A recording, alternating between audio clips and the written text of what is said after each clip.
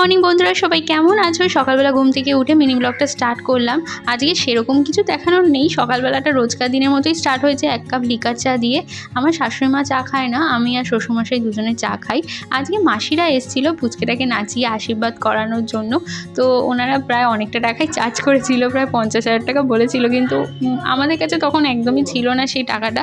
তো আমাদের কাছে যা ছিল আমরা মানে এদিক ওদিক থেকে জোগাড় করে দিয়েছি। এখন টাকা একদম কিছু নেই, কিন্তু খুব খুশি যে ওনারা আশীর্বাদ করেছে পুচকেকে, আর এটা ওর কল্যাণের জন্যই খরচা করা আমাদের। আর সব থেকে বড় কথা, ওনারা খুব ভালো ব্যবহার করেছে আমাদের সাথে।